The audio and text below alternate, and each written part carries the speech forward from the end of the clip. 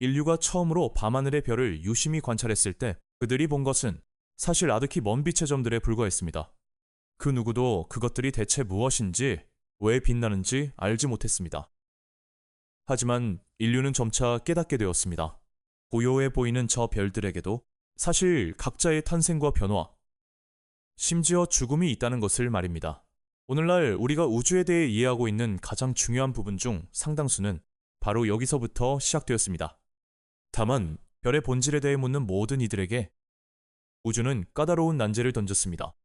저 멀리 하늘 끝에 있어 닿을 수 없는 존재를 우리는 도대체 어떻게 이해해야 할까요? 별들은 수억 광년 너머의 높이 떠 있어 손을 뻗어 만질 수도 없고 그 구성을 직접 탐구할 방법도 없습니다. 하지만 거리가 멀다는 것이 알을 가로막는 장벽이 된 적은 없습니다. 올바른 길만 찾는다면 진실은 천천히 그 모습을 드러냅니다. 수세기에 걸친 탐색 끝에 천문학자들은 마침내 발견했습니다.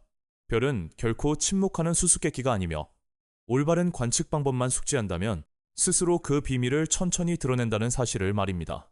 초기에 선구자들은 별을 주변의 친숙한 사물과 비교하며 이 우주의 의문을 풀고자 시도했습니다.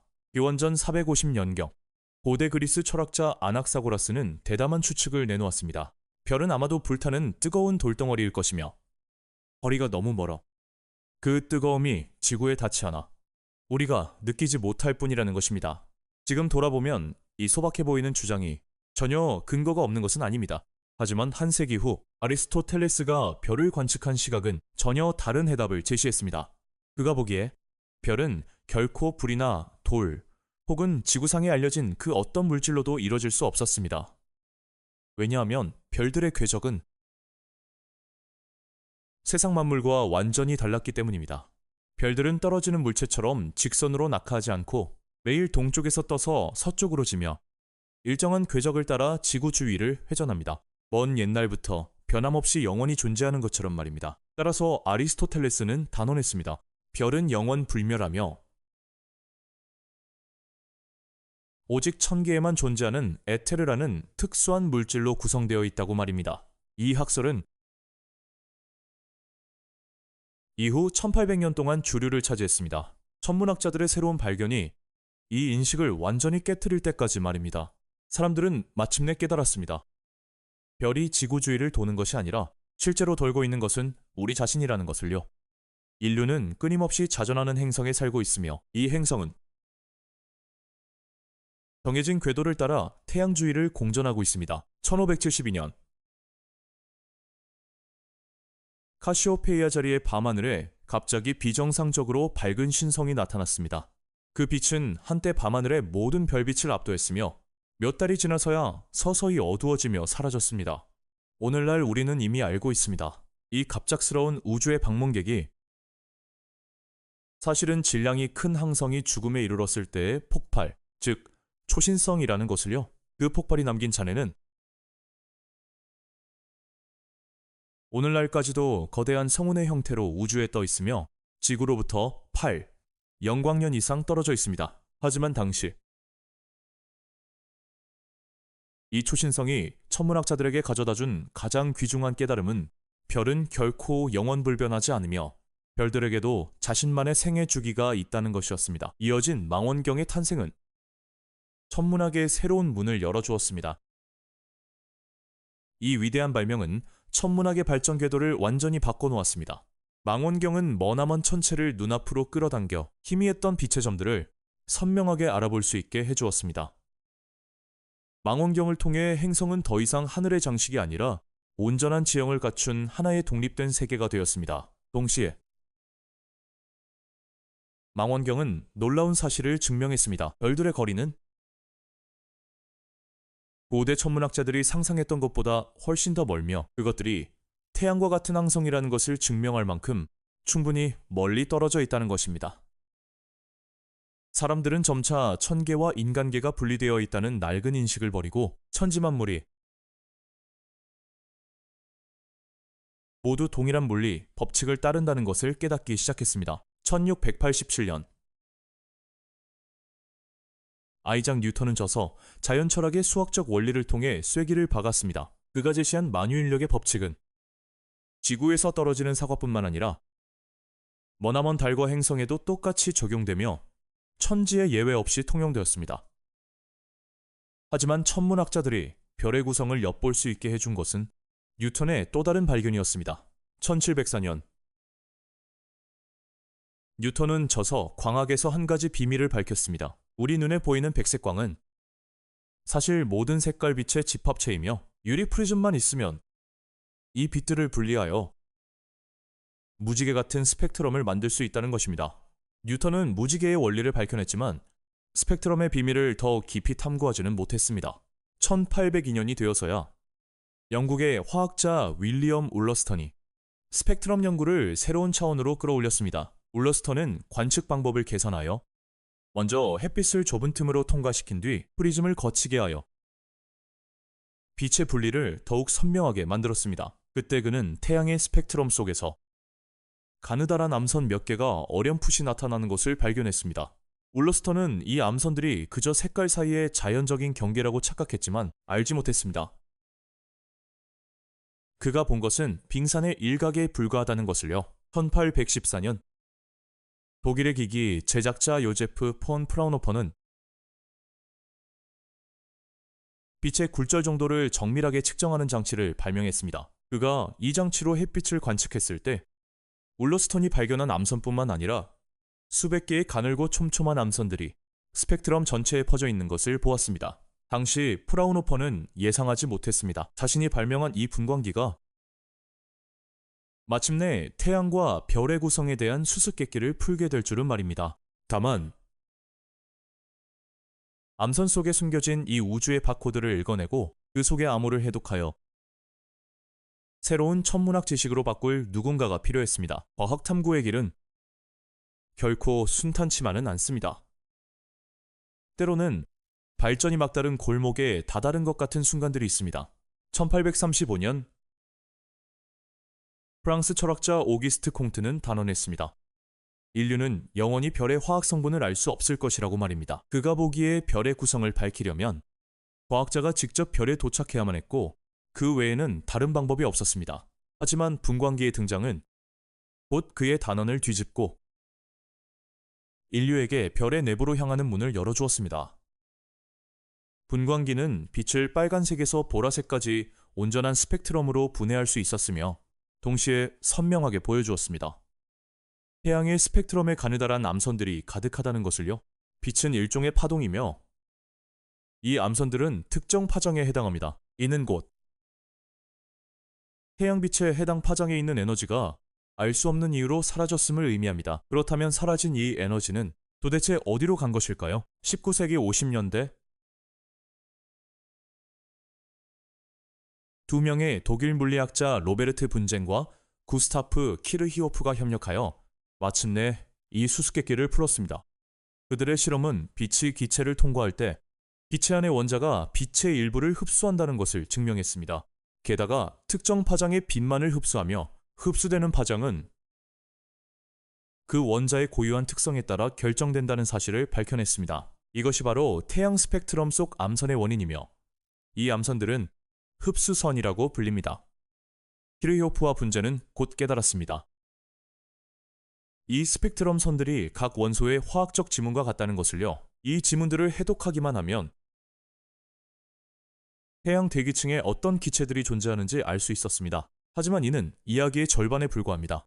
원자가 적절한 방식으로 들뜨게 되면 밖으로 빛을 방출하여 밝은 선 스펙트럼을 형성합니다. 이것이 바로 방출선으로 암선 형태의 흡수선과 서로를 보완하고 대응합니다. 천문학자들에게 이 엇갈리는 명암의 스펙트럼 선들은 하늘과 땅을 잇는 다리가 되었습니다.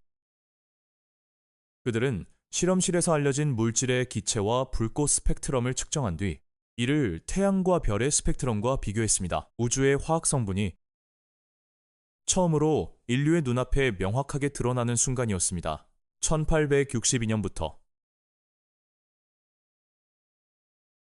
영국 천문학자 윌리엄 허긴스는 최초로 분광기와 망원경을 결합하여 완전히 새로운 시각으로 광활한 하늘을 탐구했습니다. 훗날 그의 아내 마거리 또 합류하여 그의 가장 친밀한 연구 파트너가 되었고 함께 천문학 연구에 몰두했습니다. 런던 근교에 직접 지은 천문대에서 허긴스 부부는 매일같이 관측을 수행하며 수많은 항성과 천체의 스펙트럼을 기록했고 후속 연구를 위한 귀중한 데이터를 축적했습니다. 오리온 대성우는 그의 주요 관측 목표 중 하나였습니다. 그것은 오리온 자리 3태성 근처에 위치한 희미한 빛의 얼룩으로 눈에 띄지 않지만 우주의 비밀을 숨기고 있었습니다. 허긴스는 관측을 통해 이 성운의 스펙트럼이 완전히 밝은 방출선으로만 구성되어 있음을 발견했습니다. 그중 수소 원소의 스펙트럼 선이 가장 두드러졌습니다. 이 발견은 증명했습니다.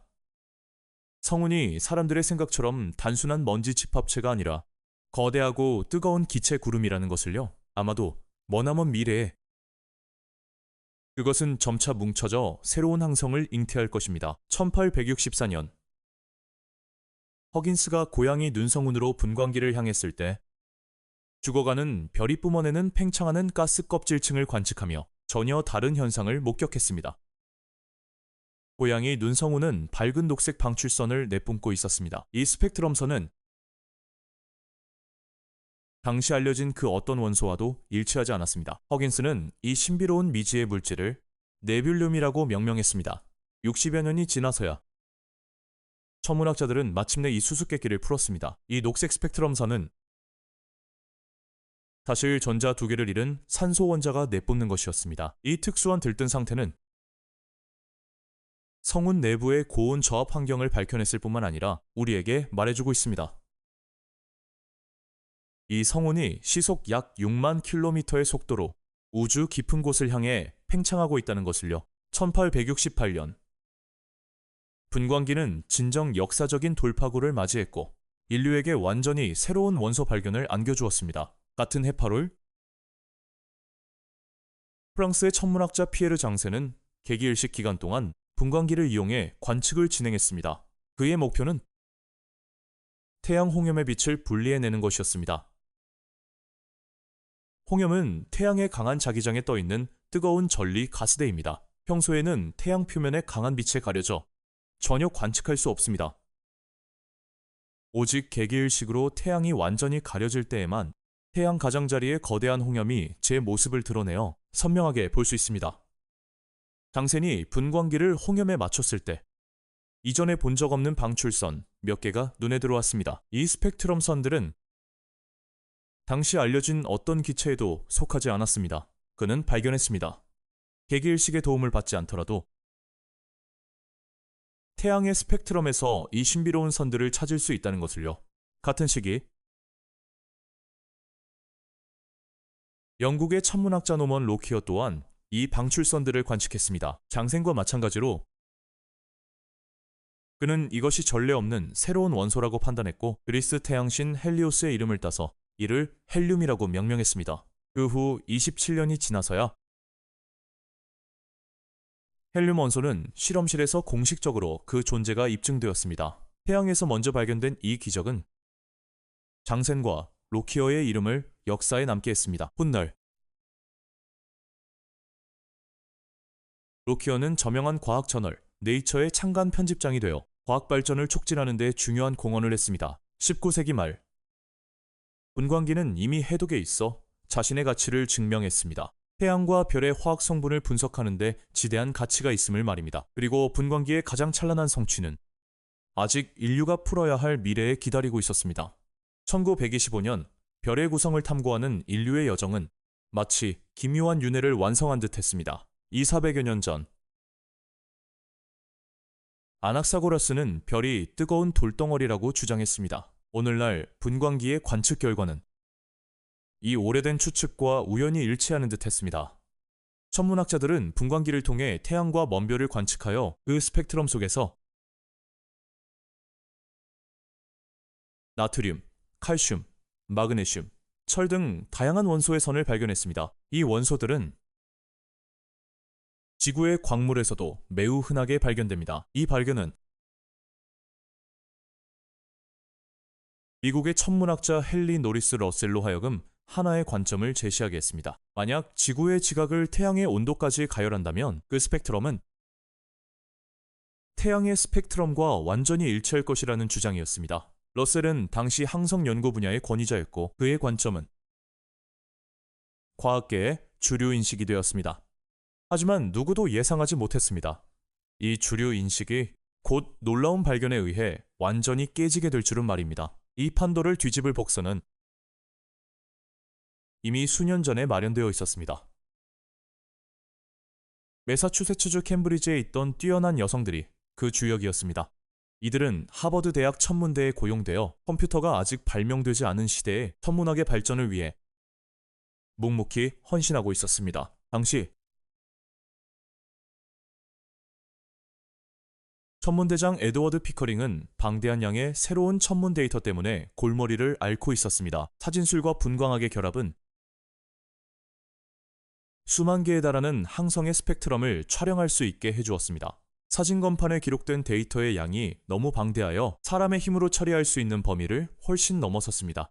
피커링은 인력이 절실히 필요했습니다. 하지만 예산이 제한되어 있어 전문 천문학자들을 대거 고용할 수 없었습니다. 그래서 1881년 그는 자신의 가정부였던 윌리엄이나 플레밍을 고용했습니다. 플레밍은 스코틀랜드에서 교사로 일했던 적이 있으며 총명하고 성실하여 스펙트럼 선에 따라 항성을 분류하는 방법을 금방 익혔습니다. 그녀는 독자적인 분류 체계를 만들었고 마침내 수많은 밤낮을 헌신한 끝에 사진 건판에 있는 약 10,000개의 항성을 분석했습니다. 플레밍의 뛰어난 성과를 본 피커링은 더 많은 여성 연구원들을 잇따라 고용했고 플레밍에게 관리를 맡겼습니다. 이후 30년 동안 이 여성들은 자신들의 지혜와 끈기로 현대 천체 물리학의 탄탄한 기초를 다졌습니다. 이 팀에서 애니 점프 캐넌은 가장 중요한 일원 중 한 명이었습니다. 1896년 하버드 대학 천문대에 합류한 그녀는 천문학 연구의 길을 걷기 시작했습니다. 경험이 쌓이면서 캐넌은 항성 스펙트럼 분류에서 놀라운 재능과 효율성을 보여주었습니다. 전성기 시절 그녀는 1분에 3개의 항성을 분류해냈습니다. 통계에 따르면 그녀는 평생 육안으로 수동 분류한 항성이 약 50만 개에 달하며 전무후무한 기록을 세웠습니다. 항성을 분류하는 과정에서 캐논은 더욱 진보된 항성 분류 시스템을 제안했습니다. 그녀는 여러 유형의 항성들이 스펙트럼 선에 뚜렷한 점진적 규칙이 존재함을 발견했습니다. 어떤 스펙트럼 선은 항성의 종류가 변함에 따라 점차 강해지고 또 어떤 선들은 서서히 약해졌습니다. 이는 항성의 비밀을 풀 수 있는 핵심 단서였으나 그 이면에 숨겨진 물리적 의미를 해독할 또 다른 천문학자가 필요했습니다. 세실리아 페이는 영국에서 자랐으며 어릴 적부터 항성과학에 푹 빠져 있었습니다. 하지만 당시 영국에서 여성은 천문학 분야에서 발전할 기회가 거의 없었습니다. 1923년 페이는 미국으로 건너가 하버드 대학 천문대에 도착했고 새로 개설된 대학원 과정에 등록하며 마침내 꿈을 좇을 기회를 얻었습니다. 페이는 캐논이 정리한 방대한 데이터를 바탕으로 항성 분류 체계 이면의 물리적 원리를 깊이 파고들기 시작했습니다. 그녀는 점차 깨달았습니다. 스펙트럼이 본질적으로 항성의 온도를 측정하는 도구라는 것을요. 온도가 다른 항성은 각각 다른 방식으로 여러 원소의 원자를 들뜨게 만들어 고유한 스펙트럼 선의 특징을 형성합니다. 그뿐만 아니라 페인의 분석은 놀라운 결론을 도출해냈습니다. 모든 항성에서 가장 풍부한 원소가 바로 수소라는 것입니다. 1925년 페인은 자신의 발견을 박사 논문으로 정리했습니다. 그러나 헨리 노리스 러셀이 그 논문 초안을 읽었을 때 그는 확고하게 믿었습니다. 수소 원소에 관한 그녀의 결론이 분명 틀렸을 것이라고요. 권위자의 압력에 못 이겨 페인은 논문의 한 문장을 추가하여 자신의 가장 획기적인 발견을 완곡하게 부정해야만 했습니다. 불과 4년 후 러셀은 추가적인 연구를 통해 마침내 자신의 잘못을 깨달았습니다. 그는 공개적으로 인정했습니다. 세실리아 페인의 놀라운 통찰이 완전히 옳았다는 것을요. 오늘날 천문학자들은 이미 증명했습니다. 수소가 항성에서 가장 풍부한 원소라는 사실을요. 그리고 이 결론은 우리에게 충격적인 과학적 진실을 밝혀주었습니다. 이제 우리는 분명히 알고 있습니다. 항성이 광활한 수소가스 구름 속에서 탄생하며 윌리엄 허긴스가 과거에 연구했던 오리온 대성운처럼 중력의 작용으로 서서히 뭉쳐 형태를 갖춘다는 것을요. 항성이 형성된 후에는 내부의 핵반응을 통해 수소를 헬륨으로 융합하고 다시 헬륨을 더 무거운 원소로 융합합니다. 이 과정에서 막대한 에너지를 방출하여 지속적으로 빛과 열을 내뿜으며 우주를 밝힙니다. 마침내 항성은 생애의 끝을 향해 가고 죽음의 순간에 자신이 합성한 다양한 원소들을 우주 공간으로 전부 흩뿌립니다. 고양이 눈성운처럼 우주의 순환을 위해 자신의 흔적을 남깁니다. 이 끊임없이 반복되는 과정 속에서 별들은 우주의 행성과 생명을 잉태할 원시물질의 씨앗을 뿌렸고 인류의 탄생을 위한 복선을 깔았습니다. 이것이 바로 분광기가 우리에게 밝혀준 우주의 거대한 비밀입니다. 지난 1세기 반 동안 성별과 국적을 불문하고 세대를 이어온 뛰어난 과학자들이 릴레이처럼 풀어낸 비밀입니다. 그들의 끈기와 탐구 덕분에 우리는 별의 구성을 알게 되었고 우주의 언어를 해독할 수 있게 되었습니다. 더 깊은 의미에서 보면 우리는 마침내 깨닫게 되었습니다. 우리 각자와 우리 주변의 모든 것이 본질적으로 모두 별먼지로 만들어졌다는 사실을요.